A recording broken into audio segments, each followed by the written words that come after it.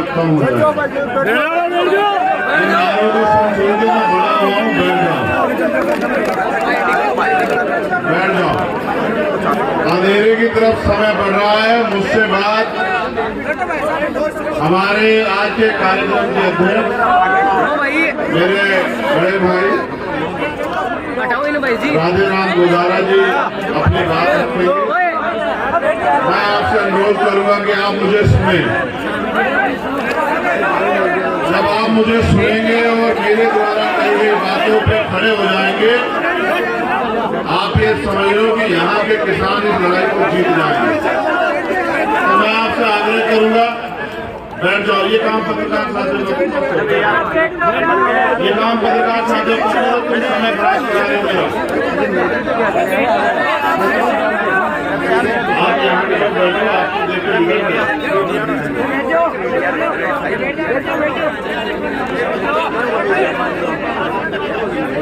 अगर आप बैठ जाओगे तभी मैं अपनी बात रखूंगा।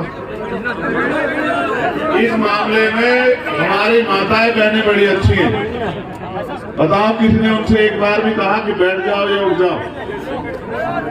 जिनके कंधों पे सबसे ज्यादा जिम्मेदारी है वो तो देखो लापरवाही कर रहे हैं, जो कौम के युवा और जो माए बहनें जिनकी पगड़ी, जिनके सम्मान के लिए हम लोग लड़ रहे हैं पूरे देश में, उनको कुछ नहीं कहना पड़ रहा, झुके तो बैठे। तुमसे ज्यादा कपड़े और सर और ओढ़ के सब बैठेंगे। वो जो यहाँ का पर्दा है उसका भी पालन करिए। तुमको तो पर्दा भी नहीं है, फिर भी ऐसे बेचैन क्यों हो यार? चैन से बैठ जाओ और आराम से बात सुनो। दोबारा नहीं दूंगा, हल्ला मचाओगे तो चुप हो जाऊंगा बस। मैं सर्वप्रथम समय समय पे संत गुरु महापुरुष जो जन्मे मैं उनको नमन करता हूँ। और यहाँ उपस्थित नवलगढ़ की सम्मानित जनता, क्षेत्र से आए सम्मानित लोग, हमारी माताएं बहनें, बुजुर्ग, नौजवान साथी और इस मंच पर उपस्थित हमारे भीम आर्मी आजाद समाज पार्टी के सम्मानित नेतागण, यहाँ की जो संघर्ष समिति है, आयोजक समिति है, मैं उनका भी बहुत बहुत धन्यवाद देता हूँ। भाई राजेश जोया जी, प्रदीप चंदेल जी, गोविंद गोयल जी, रवि मरोडिया जी, सुनील प्रदीप रॉयल जी, बहन अलका राठी जी, जिलाध्यक्ष महिला मोर्चा। हमारे साथ सम्मानित किसान नेता आए थे दिल्ली से, कहीं पीछे रह गए हैं, भाई पुष्पेंद्र चौधरी जी, हमारी पार्टी के प्रभारी भाई सत्यपाल चौधरी जी, हमारी भीम आर्मी के प्रभारी हमारे नेता भाई अनिल धेनवाल जी, प्रोफेसर राम लखन मीणा जी जो हमारे प्रदेश के अध्यक्ष हैं, हमारे सम्मानित नेता जो मेरे साथ चल के आए भाई राज नेहरा चौधरी जी, अमरचंद हरसोलिया जी, मोहन लाल बैरवा जी, और इस क्षेत्र के पूर्व विधायक बहन प्रतिभा सिंह जी, और जिनके कारण मुझे आने का मौका मिला, मेरे बड़े भाई पिछले 8-10 साल से हमेशा मेरे दुख सुख के साथी रहे, हमेशा मेरे लिए अपने मन में अच्छे विचार और मेरी हर समस्या के साथ खड़े रहे। बड़े भाई राधे राम गोदारा जी का भी मैं धन्यवाद देता हूं कि उन्होंने मुझे यहां बुलाया। देखो, आपने मुझे तलवार भेंट की, मैं इसको इसलिए लेके आया कि आप इसको देख लो। मैं इसको मना कर रहा था अपने भाई को कि मुझे मत दो। इसका एक कारण, ये आज भारत लोकतांत्रिक हो गया है। तलवार से कोई लड़ाई नहीं जीत सकते हम लोग। अगर तलवार से जीतते तो यहाँ क्यों बैठते थे? भाई जंग लगाने को थोड़ा ही दोगे तुम मुझे, इसे समझ रहे हो? समझ रहे हो? तलवार से कोई लड़ाई नहीं जीती जा रही। भारत लोकतांत्रिक देश है, संविधान है। जिनके पास कलम की ताकत है, ये कलम उनका राज है। जिनका राज है वो कोई धरना नहीं करते। मैं यहाँ के विषय में भी बात रखूंगा, जो आज घटा उस पर भी बात रखूंगा। मैं बस आपका ध्यान आकर्षित कर रहा हूँ। आप यहाँ इसलिए बड़ी संख्या में जुटे हैं क्योंकि आपको तकलीफ है और आप चाहते हैं आपकी तकलीफ खत्म हो जाए। तकलीफ आपकी एक नहीं है, आपकी तकलीफ कई। मैं आपको वास्तविक स्थिति में लेके आता हूँ। 14 अगस्त 1947 को भारत गुलाम था। 15 अगस्त 1947 को भारत आजाद हुआ।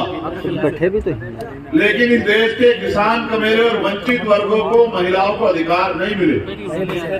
अधिकार मिले जब 26 जनवरी 1950 को बाबा साहब अम्बेडकर द्वारा लिखित संविधान इस देश में लागू हुआ। तब इस देश के वंचित वर्ग के लोगों को जानवरों के जीवन से इंसानों के जैसा जीवन जीने का अवसर मिला। अगर देश के प्रथम प्रधानमंत्री आजाद भारत के बेटी को भी प्रधानमंत्री बनने का मौका मिला तो वो बाबा साहब अम्बेडकर के संविधान की वजह से मिला। अगर आज बहन बेटियां डॉक्टर, इंजीनियर, IAS, IPS बन रही है तो वो भारतीय संविधान में जो महिलाओं को अवसर मिले उसकी वजह से मिल रही। और आज अगर हमारी बहनें विधायक, मंत्री, मुख्यमंत्री, प्रधानमंत्री, राष्ट्रपति बनी है आज एक वंचित वर्ग की महिला, तो ये भी बाबा साहब डॉक्टर भीमराव अम्बेडकर के संविधान की वजह से हो रखा। मैं ये बात आपसे क्यों कह रहा हूं? जब 14 अगस्त को जो हालात देश की थी, 15 अगस्त 1947 को आजादी के बाद भी वही हालात थे।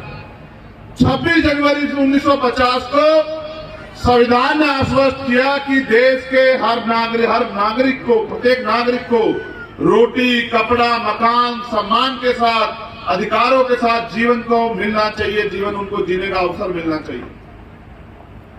जिनके पास जमीन नहीं थी उनको जमीन मिलनी चाहिए, जिनके पास घर नहीं था उनको घर मिलना चाहिए, जिनके पास रोजगार नहीं था उनको रोजगार मिलना चाहिए, जिनको पढ़ने के अवसर नहीं थे उनको पढ़ने के अवसर मिलने चाहिए। जो असमानता, जातिवाद के शिकार थे उनको भी सार्वजनिक रूप से घूमने फिरने और नौकरी अवसर, रोजगार करने के अवसर मिलने चाहिए। जिनको उद्योग धंधे नहीं उनको उद्योग धंधे मिलने चाहिए। इसके लिए भारत में लोकतंत्र आया कि देश की आम जनता तक उनके वास्तविक अधिकार कैसे पहुंचे। जमीनें नहीं थी आपके पास, जिन जमीनें के लिए आप लड़ रहे हो ये जागीरदारों के पास हुआ करती थी। फिर बाबा साहब अम्बेडकर साहब छोटू राम साहब ने लड़े, आज उन्हीं की संतानें यहां बैठी हैं। वो लड़े और जमीनों के लिए लड़े कि जमीन मिले गरीब को, जमीन उसको मिले जो खेती कर रहा।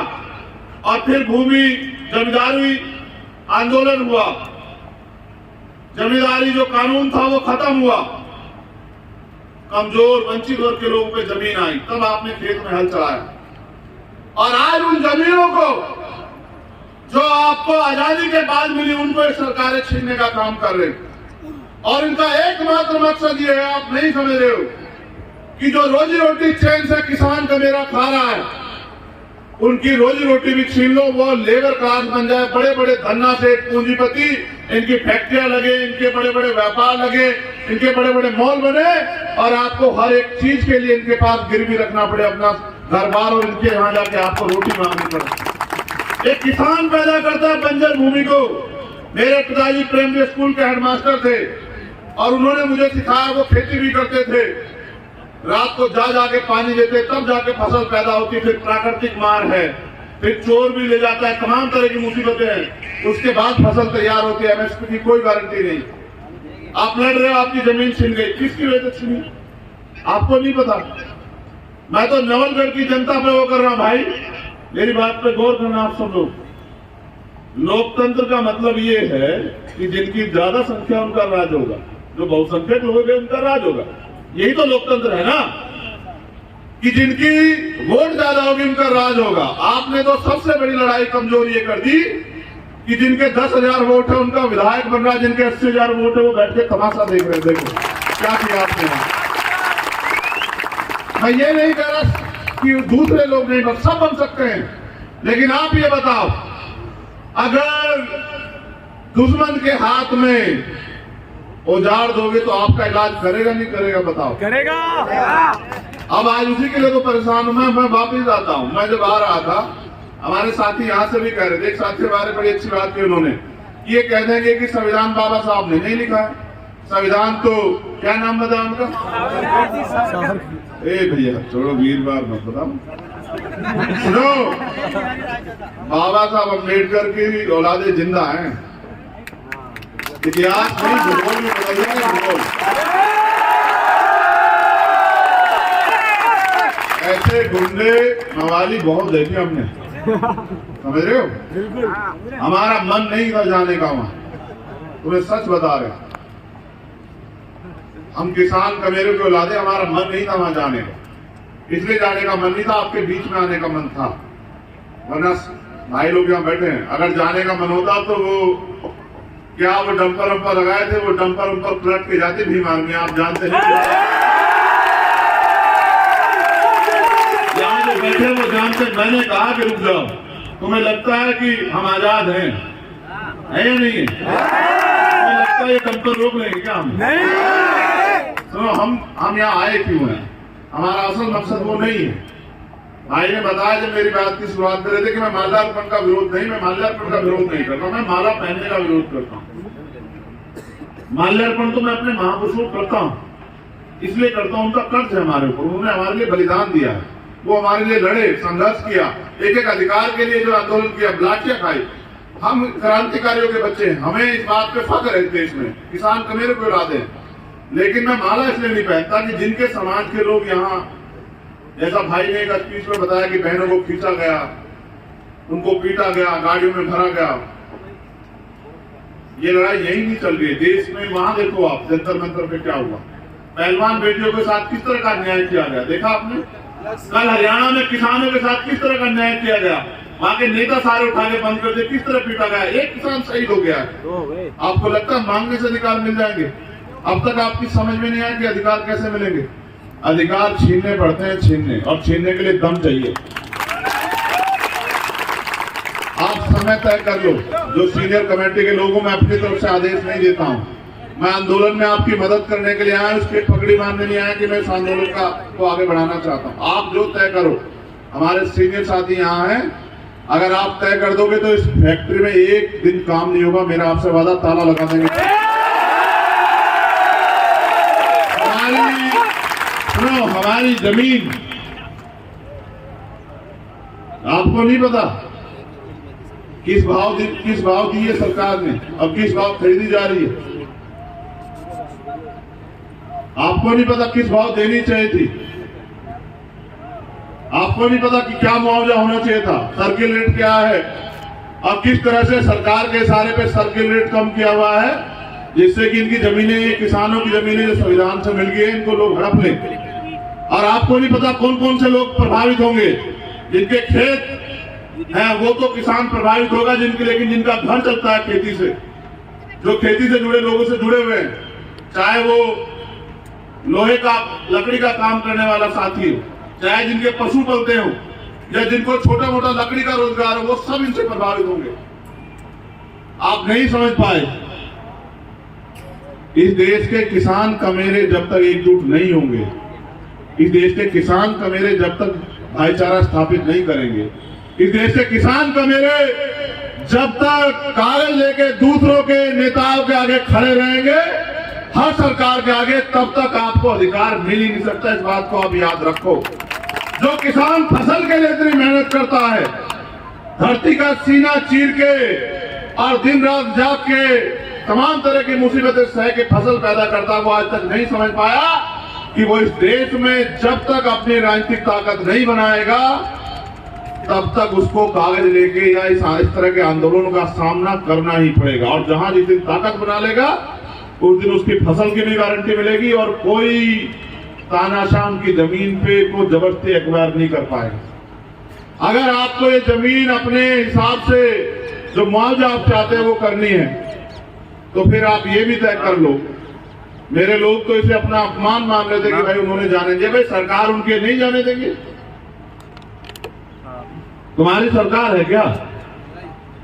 लोकतंत्र में वोट की शक्ति सरकार बनी, सरकार उनके नहीं जाने देंगे तो नहीं जाने देंगे। मगर हम वहां जा क्यों रहे थे आपको पता है? हम वहां शहीद आजम सरदार भगत सिंह जी को नमन करने के लिए जा रहे हैं, जिनकी वजह से ये मुल्क खड़ा हुआ, जिन्होंने हंसते हंसते फांसी के फंदे चुने। हम बाबा साहब अम्बेडकर जिन्होंने संविधान लिखा। आज ये जो इस सरकारी इंस्टीट्यूशन, ये पुलिस के लोग हों, ये प्रशासन के लोग हों, ये एमपी एमएलए बनते, जिनकी वजह से बन रहे संविधान की, जिन्होंने उनको लिखा, हम उनको नमन करने जा रहे। हमारा अपमान थोड़ा ही किया है, इस देश के उन महापुरुषों का अपमान किया जिन्होंने इस देश के लिए बलिदान दिया। क्या ये अपमान हमारे लोग भूल जाएंगे क्या? आप बताओ, क्या भूल जाओगे अपमान? इस अपमान का बदला कैसे लोगे? इस अपमान का बदला किसान कमेरे जिस दिन वोट की शक्ति से, वोट की चोट से लेने काम करेंगे, जो लोग हमें आज बाबा साहब की मूर्ति नहीं छूने दिए, ये विधानसभा की पैड़ी भी नहीं चढ़ पाएंगे। मेरी बात को आप लोग, ना हमारी पुलिस से कोई लड़ाई, ना हमारी प्रशासन से कोई लड़ाई, हमारी लड़ाई है अधिकारों की। और मैं यहाँ हमारे जिम्मेदार लोग बैठे हैं, कमेटी के लोग, मैं उनसे को आश्वस्त करता हूँ कि देश में जहां भी अन्याय होता है वहां भीम आर्मी के लोग सीना तान के लड़ाई लड़ते हैं। जहां भी बहनों का अपमान होता है सीना तान के लड़ाई लड़ते हैं और किसी कीमत से नहीं चूकते। यहाँ जहाँ किसान कमेरों की लड़ाई हो, उस लड़ाई को भी लड़ते हैं। हम आपकी इस लड़ाई में आपके साथ हैं। आप समय तय कर लो, अगर आज तय करोगे, जो यहाँ की कमेटी आज तय कर लो, आज लगा देंगे ताला, कोई फर्क नहीं पड़ता। हमारे लिए कोई काम ज्यादा जरूरी नहीं है। और अगर जिस दिन आप तय कर लोगे इसके बाद उस दिन ताला लगवा लेना। ना हम ताला खोलने से डरते, ना ताला लगाने से डरते। हम तो एक बात से डरते हैं कि किसान को मेरे बोलना कब सीखेंगे, ये अपनी ताकत को पहचानना कब सीखेंगे, ये अपने दोस्त और दुश्मन को पहचानना कब सीखेंगे। लगाते रहो नारे, उठाते रहो झंडे और अपने लोगों के साथ होने वाले अन्याय पे नारेबाजी और धरने प्रदर्शन करते रहो, या फिर तुम पे मौका आएगा। मैं तुम्हें सिर्फ सिखा सकता हूं, तुम्हारी उंगली नहीं पकड़ सकता हूं। तुम पे मौका आएगा, अपने साथ हुए एक अन्याय का जवाब वोट की चोट से देके इनको बताना कि अगर हम बना सकते हैं। किसान समझते हो, किसान फसल उगाना जानता है तो काटना भी जानता है ना, जानता है नहीं जानता है बताओ। अगर हम फसल लगाना जानते हैं तो फसल काटना भी तो जानता है। ये तो हमारा लगाएगा पेड़ है जो आपको दुख दे रहा है। इसको सबसे पहले किसने लगाया? हमारे लोगों ने बनाया ना, विधायक बनाया नहीं बनाया? हमारा था कि हमारी बिल्ली हमें मैं आऊं, देखो क्या की बात होगी। हमारे लोग ना बनाते तो बन जाता क्या विधायक? हमारा लगाया पेड़ है, हमने दी ताकत और हम ही काटेंगे इस बार। ये भी याद रखना इस बात को अच्छी तरह से कि आज के बाद कोई, कई मामले मेरे सामने आ गए, आज के बाद कोई जो है विधायक और एमपी, कोई मंत्री किसी किसान की जमीन पे गलत नजर नहीं उठाएगा और किसी गरीब की बच्ची की तरफ आंख उठा के नहीं देखेगा। हम सब जानते हैं उनके कर्मों को यहाँ। लेकिन मैं आपसे कहना चाहता हूँ, सिर्फ नारों से काम नहीं चलेगा भाइयों, बहुत कम समय बचा। जैसे ये आंदोलन हो रहा है, अपने आंदोलन को मजबूत करो और इसके बाद गांव गांव गली जाके समाज को जागरूक करो। हमारे महापुरुष जिनके बारे में हमारे साथियों ने कहा, मान्यवर काशीराम साहब कहेंगे कि वोट की रक्षा ऐसे करो जैसे बहन बेटी की रक्षा होती है, और बहन बेटी की रक्षा ऐसे करो जैसे जमीन की रक्षा की जाती है। जिस तरह से बहन बेटी की रक्षा के लड़ते, इस तरह से अपनी जमीन के लिए भी लड़ो, चाहे कोई कीमत चुकानी पड़े। किसानों का इतिहास रहा है कि उन्होंने अंग्रेजों के दांत खट्टे किए, वो इनके भी दांत खट्टे कर देंगे। और मैं आपसे कहना चाहता, अधिकार मांगने से नहीं मिलते, मांगने से भीख मिलती है। अगर अधिकार चाहिए तो छीनना शुरू करो, क्योंकि समय ज्यादा हो रहा है और मैं जानता हूं आपको जाके अपने घरों के काम भी करने हैं। लेकिन क्योंकि जिन्होंने मुझे बुलाया, मैं चाहता हूं मैं उनको भी सुनूं कि वो इस आंदोलन को कैसे आगे बढ़ाना चाहते हैं। उनके मन में यहाँ के किसानों के लिए, कमेरों के लिए, मजदूरों के लिए क्या इच्छा है और वो कैसे चाहते हैं कि इन किसानों का हल हो। फिर जैसे मैं उनके आज के बुलावे पे आया, मैं उनके साथ रहूंगा और मैं उनसे कहना चाहता हूं कि जब आप तय कर ले मन में कि इनके न्याय की लड़ाई को जमीन पे मजबूत करना हो, आप हमें बता देना। हम और हमारे सब साथी अपनी पूरी ताकत से इस लड़ाई को मजबूत करेंगे। बस आखिरी बात आपसे कहनी है, उठो, जागो, पहचानो, संघर्ष करो, अपनी ताकत को एकजुट करो और फिर आगे बढ़ो। वक्त आने वाला वक्त आपका है, तो कोई नहीं रोक सकता। क्योंकि आज अगर कोई लड़ रहा है तो वो आप हो, और जो आज लड़ रहा है वो कल का जो है वो लड़ाका कल का ताकतवर बनेगा। जो ताकतवर बनेगा वो अपने लोगों के लिए काम करेगा। साहब ये कहा करते थे कि वोट अगर इनको दोगे तो इनके लोग ताकतवर होंगे, वोट अगर उनको दोगे तो उनके लोग ताकतवर होंगे, अगर वोट अपने लोगों को दोगे तो आपके लोग ताकतवर होंगे। जब आपके लोग ताकतवर होंगे तो आपके काम करेंगे, आपके लिए खड़े रहेंगे। फिर अच्छा सोचो, यहाँ अगर हमारा व्यक्ति ताकतवर होता तो क्या यहाँ के सीओ साहब मुझसे कहते कि भैया वहां मत जाओ, उधर परमिशन नहीं है? क्या मुझे परमिशन मांगनी पड़ती? तो मेरी परमिशन तो आप डिनाई करवा रहे हो। आप ताकतवर बन जाओ, मेरी परमिशन खुद ब खुद हो जाएगी। ठीक है, बहुत बहुत धन्यवाद। जय भीम।